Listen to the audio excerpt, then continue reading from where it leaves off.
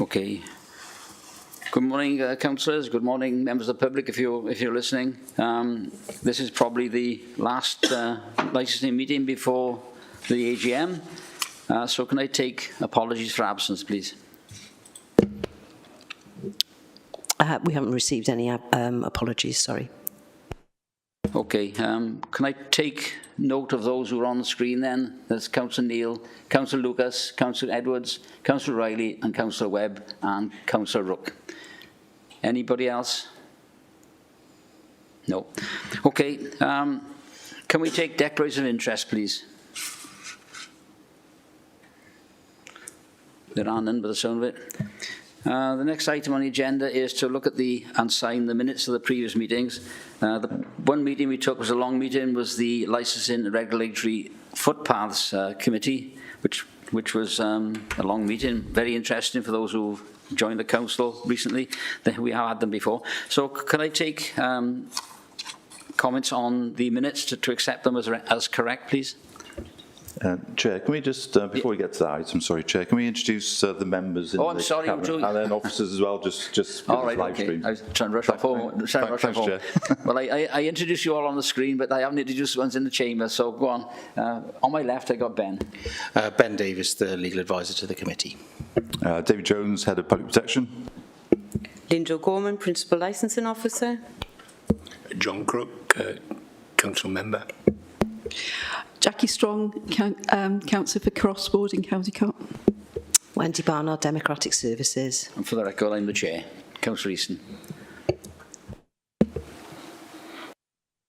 Back to the agenda then. So can we look at the minutes and confirm and sign the minutes of the meeting of the Footpaths section of the Licensing Committee held on the 30th of January?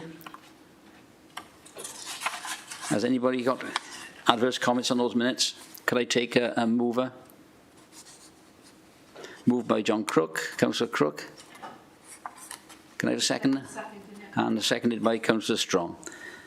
Can we now look at the Licensing Regulatory Committee of the 31st of January, which was a normal meeting? Could I take a mover on those minutes? And a seconder, please. Moved by Councillor Strong. Can I have a seconder? Seconded by Councillor Crook. Okay, can we now go to item 4 on the agenda? New members of this committee won't have seen these before. These are done every 12 months. I've read the notes, and I presume that the members have as well. There are changes from what the fees are until 21st of May this year, and I noticed that some of them have reduced in value, in amounts. Perhaps Linda could explain the rationale behind the fees which are proposed on the 21st of May, please. Thank you, Linda. Yeah, thank you, Chair. The reason why this report is brought here today is that we have a statutory duty to do it at the 21st of May of each year.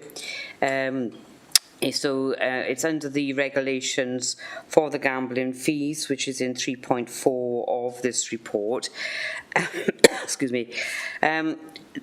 It has gone down. How the fees are assessed is that you do a cost recovery of the previous year's actions with regards to it. If you note in the report, though, there is a ceiling maximum in accordance with the regulations of the Gambling Premises Licence Fees England and Wales Regulations 2007 that you can actually charge with regards to the fees itself. Even though the fees have gone down, it's mainly to do with application fees, which will not be detrimental at this stage for the authority. It's the annual fees of those, because there's only a handful of premises licences under the Gambling Act that we can actually charge for. We can't charge for the likes of permits and things like that, like your gaming machines and things on that nature. And if you see how many is actually in the authority itself, in 3.5, it's the authority currently licensed 13 premises in total, consisting of 6 betting premises, 1 tracking betting, and 6 adult gaming centres. So it's the annual fee that will be the issue going forward with regards to the fee level. And if you note, we are at the maximum of the fee banding that is permitted by central government on that we charge every year. But to answer basically why some has gone down, is because it's not a given, this is it goes up with the rate of inflation. It is dependent on cost recovery and the work carried out in those venues. And as I mentioned, as there's only 13, some will go up, some will go down, and that's assessed every year, which is brought to this committee for the 21st of May fee recommendation. Okay, thank you, Linda. I don't see any hands raised to speak. Does anybody feel they want to ask some questions, particularly? Chair, I've got my hand raised. Yes, Councillor Neil, I can see you now, but it's not on the right of the screen. I can see you on your picture. Okay, carry on. Yeah, thank you. Yeah, I understand, and thank you for the explanation around the decrease in fees. I'm interested also in how we see gambling fitting into the economy of the county. I realise there are different attitudes to gambling. I don't know whether that comes into any aspect of your thinking, but I just wondered if there is a connection between what we're doing here and the economic position of the county. I'll try to answer that. I mean, with regards to the fee level, this is, just to see how I would charge to actually do the application process inside of it. With regards to how it fits in with the economic sort of structure, that's not something we would be able to take into account. However, we have got, with those that is currently licensed, they have quite a number of strict guidelines that they have to follow, and they have to also do a risk assessment for each venue and look at if there's problem gambling and various other aspects within the area, how it affects the economy itself, with those surrounding those using it, and how they manage it, basically. I hope that answers some of the queries as well. If I could add to that, Thank you. Chair, as well. Chair, could I possibly just ask a follow-on? Yeah, carry on. Can I just come back on the first question, Councillor Neil, and then the follow-on question? Yeah, so for example, casinos, we have a resolution not to permit a casino in Monmouthshire. So that's something that we review every 3 years. So that goes to full council against that backdrop of, as an authority, we're not minded to accept any applications for a casino because of the detrimental impact on people's health. The adverse impact, particularly on lower socioeconomic groups. So that's something that is done regularly. So members of some standing that have been here will note that. But you are right. We do endeavour to pick up that health and well-being issue with problem gambling in our high streets. Obviously, online is not us. So that would be the Gambling Commission that would oversee those issues in terms of overseeing the different gambling companies to endeavour to ensure they do it in a safe way. As we know, I think national governments are always looking at this, and I think, I'm not quite sure the latest position nationally, but certainly it is something that is on the radar in terms of adverse impacts on particular groups. Thank you. Councillor Neil.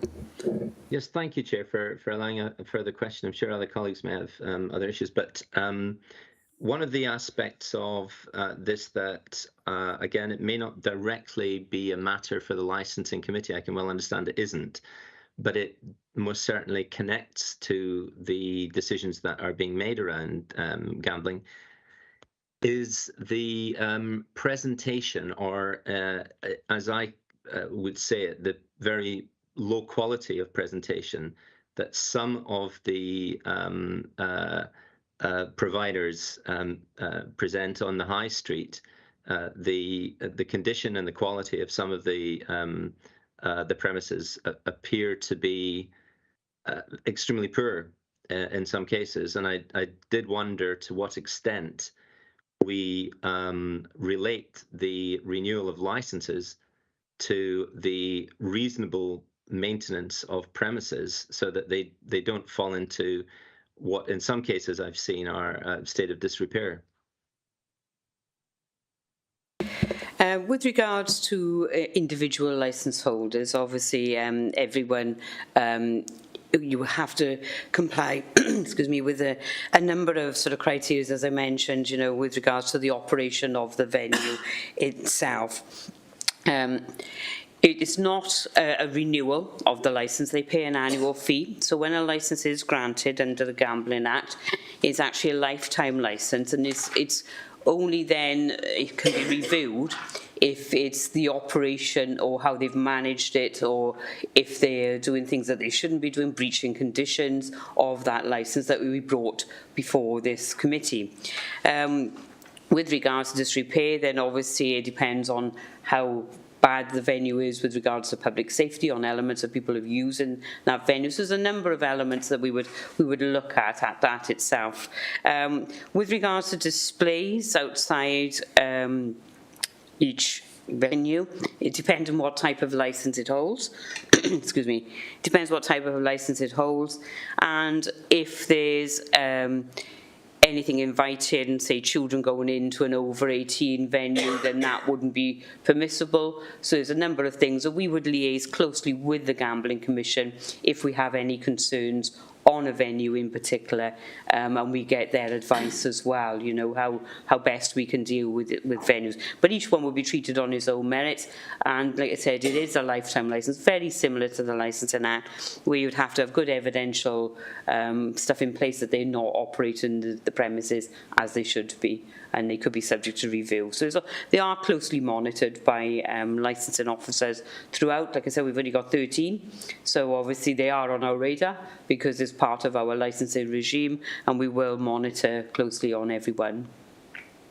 So I hope that answers the question. Okay, thank you. Before we call you in, Councillor Riley, Councillor Webb, are you okay with us? You've had connection problems. Have you missed anything? I'm okay now, thank you. I did miss a bit, yes, 10 minutes, but I'm okay now, thank you very much. Hopefully it continue okay. Thank you. Okay, Councillor Riley. Can I just apologise in advance if it starts? I've got a bit of a singing dog. I'll deal with it if it goes off. I would like to pick up on the points made by Councillor Neil. Whether I don't think, and you can correct me if I'm wrong, because basically they are supposed to provide services for welfare, and we have seen nationally that they aren't very good at that. But I don't think within Monmouthshire we provide a gambling counselling service like other local neighbouring authorities. Whether or not that is because the figures aren't high enough, I don't know. But if we weren't to drop these fees, they would be sufficient to at least take on a part-time gambling counsellor that in other areas works out of places like CAB. And I don't think that wouldn't be a fair thing to do. So thank you, Chair. Thank you, If I Councillor can Riley. answer to some of the points that was raised there. In the policy itself, it actually sort of provides where sort of problematic gambling really can get advice from. Apologies, but I can't hear now. Sorry, I think it's my mic there, and I do apologise. I'll start that again just in case you didn't catch the first bit. With regards to our policy, there is elements in there which actually sort of addresses problem gambling, and also each venue has to have material of where they can get advice for problem gambling as well. And as I briefly touched upon earlier, each venue has to have a risk assessment and have to know the locality. So you couldn't have the likes of a major chain, for example, like Betfred, having one risk assessment that covers the whole of England and Wales. It has to be unique to that venue itself. So they have to know the area. And also we have the crime stats and links to that of seeing how things fluctuate as well. So they can keep an eye on that and that's something we would look at as well, going in with regards to their risk assessments. So have they refused people entry if they feel that they've got an issue? Have they signposted people to help with, as you mentioned, the CAB? Because the CAB in Newport actually covers Monmouthshire as well, you know, even though they'd have to travel there, but there are avenues out there that they can actually go to. Right, Councillor Riley. Yeah, go on. Could I just come back on Yeah. that? In that, yes, I know we signpost people to Newport CAB, but they do have a gambling awareness or gambling counsellor who is funded by Newport.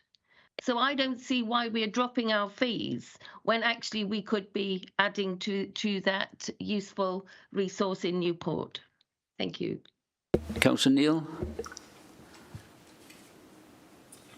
Thank you, Chair. And it's really linking with Councillor Riley's comment. Linda, I think you mentioned that you're restricted in terms of the fee charging by the recovery of costs. Whilst we may have different views about that sort of thing, if that is the restriction, then I appreciate that's what we've got to work with. That's what you have to work with. But I've frequently come across in local authority work only partial recovery of cost, only the recovery of the direct cost, for example, of an officer time visiting premises, as opposed to the full cost of that officer being employed in support of the work that is done and potentially other employees' time in that matter. And I just wondered if you could clarify whether or not we have the perfectly fair right to make a full recovery of cost, which may be greater than that which we're doing just now. And I make no assumption on that part. That's more a question than any assertion. And linking to Councillor Riley's point, if there is the perfectly appropriate potential to recovery of full cost, then that might assist in providing the wherewithal to ensure that we've got support for those who may have gambling issues here within Monmouthshire, or at least it might be buying in some of the time of a neighbouring authority in that regard. Just one further point, if I may, whilst you're good enough to hear my point. Completely understand there are different approaches and different attitudes to gambling, but there are different approaches. There are serious concerns about this in terms of a person's individual financial situation, as well as the health of individuals.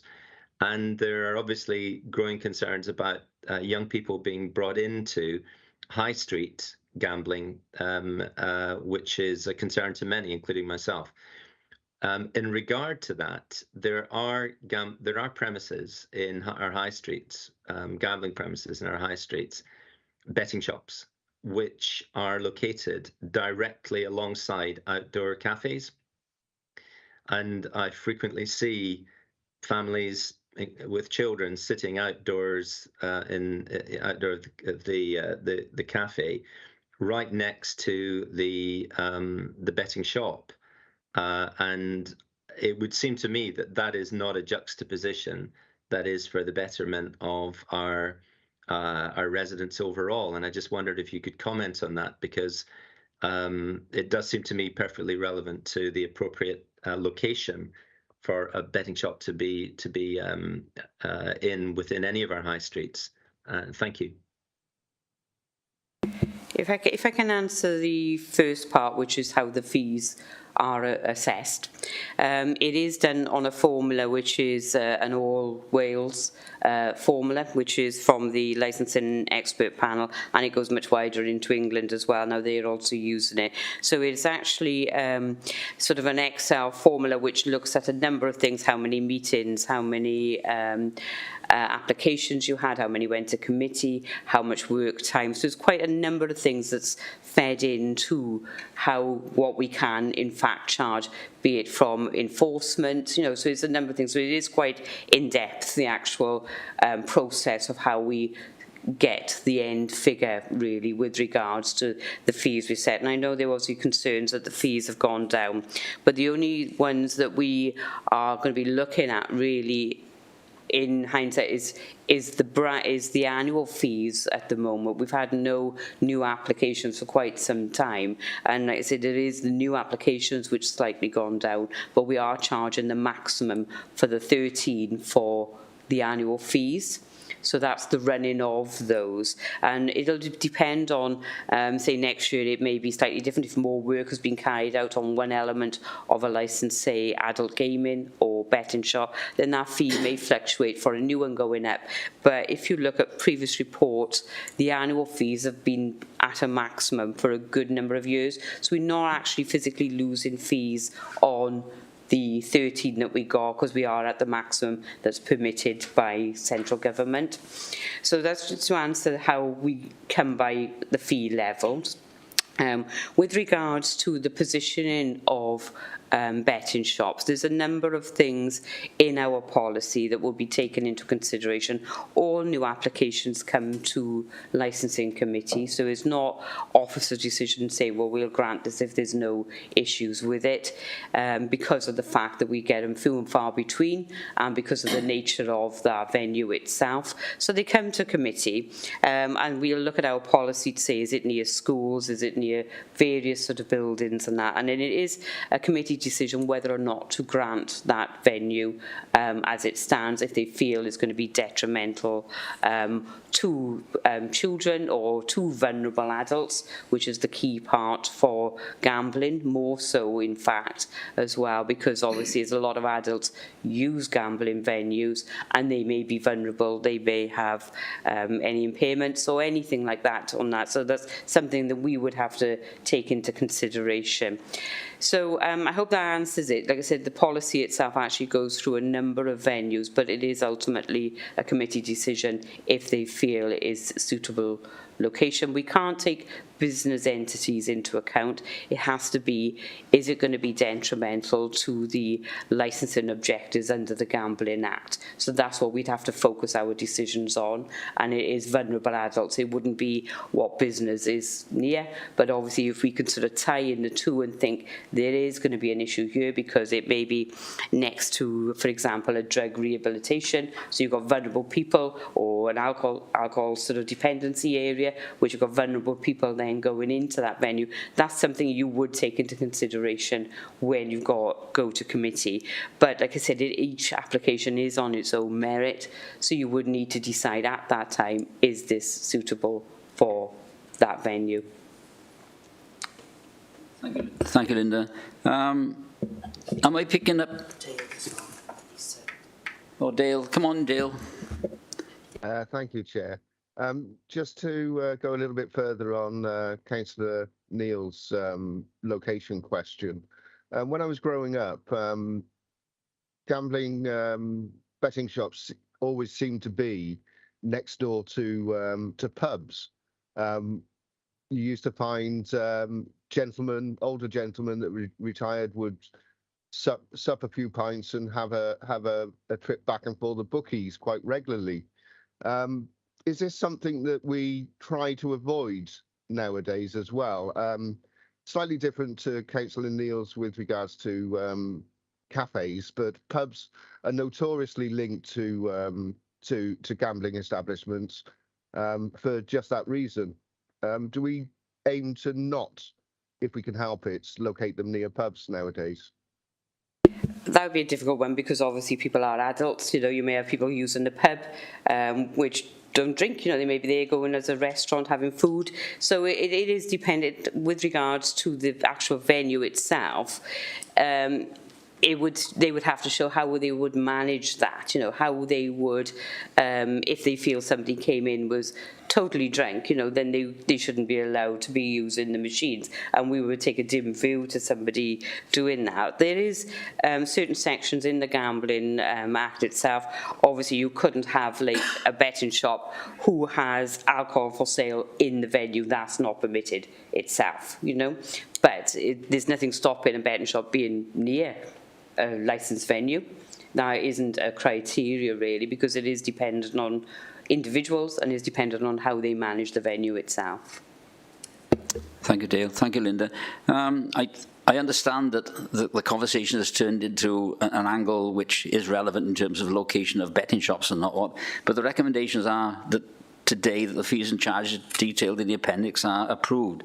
But I'm getting a sense from members that there's some dissatisfaction with the level of fees which have come out. Am I reading it right? Is there a suggestion that we should not accept this recommendation? I know it's got to be done by the 21st of May, and that probably take advice as to whether it should be reviewed again and brought back to us. I'm not sure. What would our solicitor feel on this?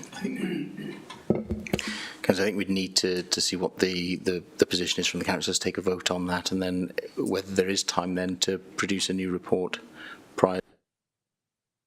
Could I just add, Chair, if you will allow me, and I'm sure colleagues will have their own views on this, but it just seems to fly in the face of so much that we are doing as a council in the delivery of services, which includes the administration raising charges in a number of different ways, but very much including in social care or in reducing the amount of social care being applied. For the council in one form or another, and it takes the form of the licensing committee, to be agreeing to, albeit a small decrease, a decrease in the fees being charged for gambling. And I know that if I'm speaking to any resident who asks me the question about that, I would probably say, you know what, our hands are tied. We have to work with the recovery of cost as the basis for this. And that just strikes me as highly unsatisfactory. It may be that there is no alternative, but it seems to me to fly in the face of everything else that we're doing just now. And colleagues may have different views about that, so I wouldn't wish to speak on behalf of anybody, but that would be my own sense of it. Councillor Riley. Well, I'd just like to add in the same way, just to sort of précis some of the things that have been said. We're discussing not putting things close to vulnerable adults, and yet addiction problems go across the board. There's a lot of research that says people who are addicted to gambling will also be the people who are addicted to other things, because addiction is an issue for some people. We seem to be pricing things almost, if I interpreted that right, to encourage more businesses. We tax cigarettes and alcohol because people have problems with them. I cannot see that funding a councillor out of it could not be tied into the costs, but you would know better than myself about that. And I would also say it is easier to police. If people want to gamble and we don't have enough premises, they can gamble online, which, as we know, is not policed for terribly well, but is more traceable. So I can't see why we would be lowering the fees in this way, other than whether you can find ways within a technical act. Thank you. Thank you, Councillor Riley. Can I ask from the floor then that we do not recommend that the fees detailed in Appendix A are accepted? Do I have a nominate, somebody to nominate and second that and take a vote? Has anyone? Yeah, could I just make a comment before we You're coming on two screens, Dale. I don't know how that's happened. I was just going to comment that the reduction on the fees is because of the maximum amount of cost we can recover. So I'm kind of minded we're kind of forced to accept it this year, but I would suggest that for the next year we look to employ, as Councillor Riley suggested, a councillor, whether we second or use a neighbouring authority's expertise to make that happen or not, and that would then likely increase the cost, recovery costs then next year. So if that makes sense to people, that's kind of the way I'm reading it at the moment. We can't do much about it this year, but it's something that we could possibly do around this next year. Would that be right, Wendy? Go on here. If I can comment as well on the fees, if you look at Appendix B, which is the fee, sort of how the maximum fee is for application fees, provisional fees, annual fees, transfer fees, variation, provisional statement application, and reinstatement fees. If you look at the maximum that's permitted by central government, you will note that the ones are mostly at the maximum that we can charge anyway. So it would be a difficult situation to go back and see what work was carried out on cost recovery from the previous year to change it if it is due to come back anyway to this authority. The only ones that have actually gone down is the application fee, and that is because there has been a lack in applications coming forward over the last year. So that's obviously why it's gone down sort of slightly. But it's still quite at a high level anyway. If you look at the fee level, what it was as it currently stands, there's not much difference to this year's variation, really. But like I said, most of them are at the maximum level. So even if it was deferred, you know, it wouldn't make any difference on that maximum level because we are at the top there. So it would be a case of central government either increasing that banding.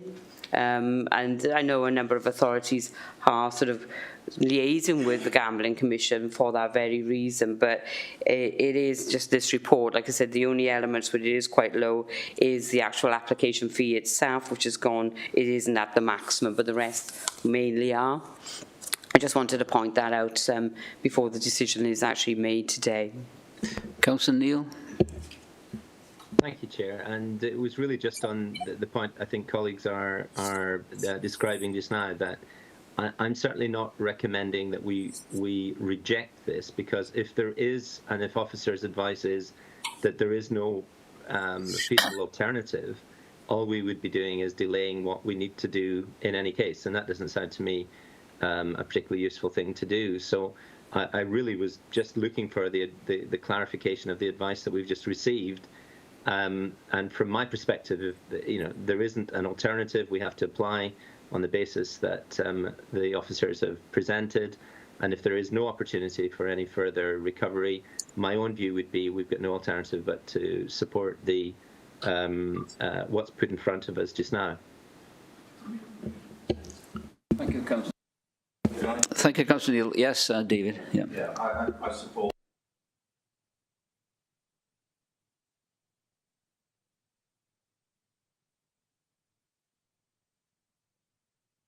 Sorry, Chair, can't hear anything. Sorry, my mic wasn't on. So I was just saying I support your view in terms of having us further look at this in readiness for the fees for May 2024 would be sensible. So we could, you know, have a more thorough study, should we say, as to what the costs are, because we are talking about 13 premises. Just to put things into context, the overall budget for licensing last year would be of the order of, I haven't got the figure in front of me, about 65,000. Most of that is cost recovery, and it's coming from Licensing Act 2003, and it's coming from taxi drivers. It's not coming from betting shops. Just putting it in context, it's the minutiae in terms of the budget, because the numbers. So as Linda's pointed out, it's only the applications which we haven't had any, hence that's not an impact on the budget for 23-24. But I think it would be helpful, isn't it, noting members' comments about the health and wellbeing. A councillor service, obviously we couldn't dream up the money that would be involved in getting a council unique to Monmouthshire. We have got provision with the trade to ensure that people are signposted, and obviously we take an active interest in what the arrangements are, premises by premises. So I think that's where we are now. Certainly those are recommendations that we do need to move forward, because it's only next month, it's a matter of weeks, isn't it? But as Councillor Rourke said, I think we can have a further look at that, because a number of members have raised those concerns, certainly in the coming 12 months, in readiness for presenting something for this time next year, if that's helpful. Thank you. Thank you, David. Do I have any more speakers? Anybody wish to speak? If not, I take it that we don't have a consensus to reject this. Could I therefore ask for a nomination to recommend 2.1, 2.11 and 2.12? Do I have a... Councillor I Strong. propose the recommendations, Chair. Okay, okay.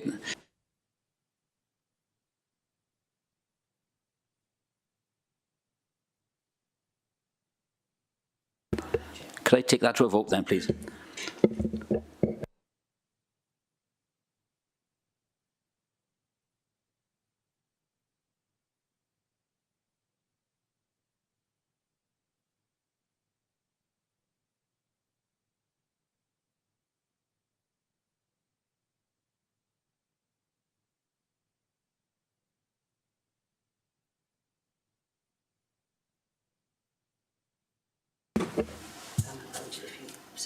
Yeah, I didn't vote on computer, but I support the recommendations. As there are 7 for and none against, so the recommendations are carried. The next meeting will be on the 30th of June. So thank you for attending this morning. Thank you for the comments regarding the future, looking at the fees. So the meeting is closed. Thank you very much for all attending. Bye. Thank you, Chair. Thank you, Chair. Thank you, Chair.